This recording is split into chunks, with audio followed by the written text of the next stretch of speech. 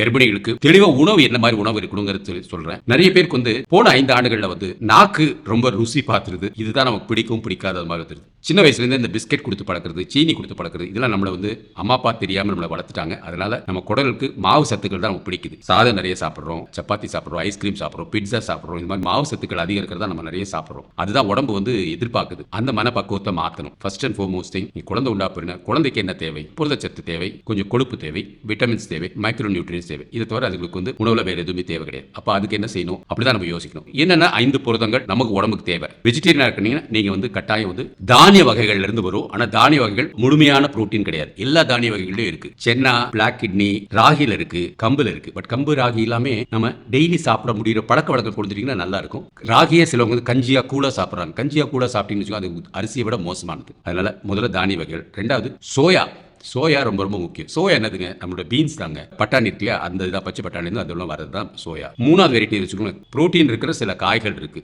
அவரைக்காய், பீன்ஸ், பட்டாணி, சொரக்காய், இந்த மாதிரி அந்த அவரைக்காய் வகையான குடும்பங்கள் உள்ள இது இருக்கு இல்லையா, அதுங்கெல்லாம் எடுத்துக்கணும். பால்ல புரோட்டீன் இருக்கு. ஆனால் பால் அவ்வளோ குடலுக்கு நல்லது. பால் ப்ராடக்ட்ஸ் நீங்க எடுத்துக்கலாம். தயிர் எடுத்துக்கலாம், நெய் எடுத்துக்கலாம், பட்டர் எடுத்துக்கலாம், சீஸ் எடுத்துக்கலாம். ஸோ அதுங்க எல்லாமே புரோட்டீன் ப்ளஸ் தான். ஸோ புரோட்டீன் வெஜிடேரியன்ஸ்க்கு கொஞ்சம் கம்மி தான். அதனால நீங்க ரொம்ப கவனமா எழுதி வச்சு சாப்பிடணும். இதனால தான் நிறைய பியூர் வெஜிடேரியன்ஸ்க்கு சுகர் ஈஸியா வந்துடும். நான் வெஜிடேரியன்ஸ்க்கு, அதாவது கரிமீன் சாப்பிட்றவங்க, நம்ம ஊர்ல முழுக்க கரிமீன் சாப்பிடணும்னு யாரும் இருக்க மாட்டாங்க. 2 நாள் கரிமீன் சாப்பிட்டீங்கன்னா 4 நாளோ 5 நாளோ முழுக்க வெஜிடேரியன் சாப்பிட்றதா இருக்கும். குழந்தைக்கு தேவையானது முட்டை, மட்டன், மீன், எறா, நண்டு, இந்த மாதிரி உள்ளதான் புரோட்டீன் இருக்கு அதில் நிறையா. ஸோ இந்த மாதிரி உணவு எடுத்துக்கிட்டீங்கன்னு வச்சுக்கோங்க, வெஜிடேரியனுக்கு என்ன புரோட்டீன், நான் வெஜிடேரியன் என்ன புரோட்டீன் அப்படிங்கிறது தெளிவாக தெரிஞ்சுக்கணும்.